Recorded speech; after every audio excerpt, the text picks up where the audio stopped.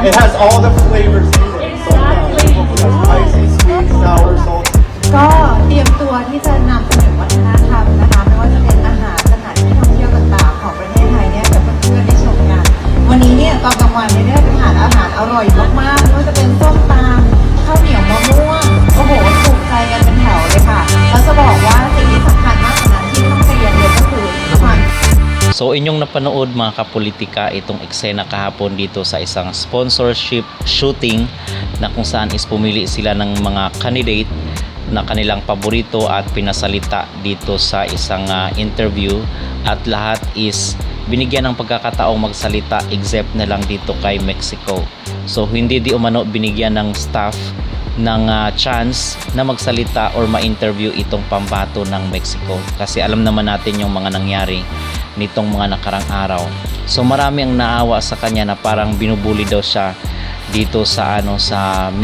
nasabing event. At na-mention na rin natin, na i-report natin doon sa ating mga naunang talakayan na itong si Mexico is nung humingi ng sorry itong sinawat ay caught on cam siya na hindi siya pumalakpak, pero yung ibang mga candidate is pumalakpak naman. So siguro is napanood rin yun ng mga staff ni Nawat or even siya kasi very active ito sa social media. Baka na panood niya yung video na walang reaksyon itong si Miss Mexico at naano pa nga siya, nahuli siya doon sa camera. Merong nakakuha ng picture sa kanya na kung saan is nakipag-usap, nakipag-chismisan itong si Mexico doon sa kanyang katabi habang nagsasalita itong si Mr. Nawat. Nang sinasabi daw nila ay disrespect daw ang ginawa ni Fatima Fernandez dito kay Nawat kahit nagsorry na ito. So ano ba daw ang kinakailangan pang gawin ni Nawat para mapatawad ni Fatima itong CEO ng Miss Grand International, gayong wala di umano itong sinabing masama kundi na misheard lang itong sinawat doon sa kailang sagutan sa sashing ceremony. Okay, so nakakaawa din yung sitwasyon ni Fatima dahil kung yung humahawak ng mga activities or events is yung Miss Grand International ay baka ma-left out talaga siya. Pero siguro kung nagpalakpak siya doon at kasi nag-viral yung video na yun mga kapolitika, siguro napanood yun ni Nawat at alam naman natin na medyo matagal ang healing process pag sinawat na yung natamaan yung kanyang pride.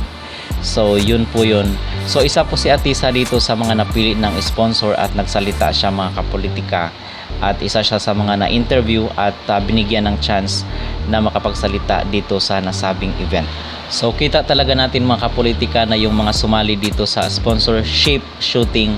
ay yung mga powerhouse na bansa like si Venezuela, itong si Latina, si Thailand, si Cote d'Ivoire at napakarami pang iba. Okay, so stand out talaga ang sabi daw dito is isa rin daw sa mga paborito ng mga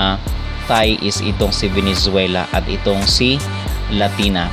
So ano po ang inyong magreaksyon mga kapolitika dito sa video na nakuha na naman, viral na naman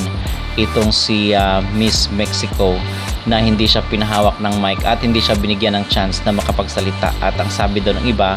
ay nabully daw itong si Miss Mexico.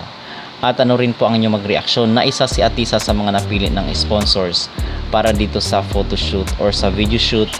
ng kanilang activity. Mag-comment down below at huwag kalimutang mag-like at mag-subscribe na rin kayo para updated kayo sa ating mga latest issue.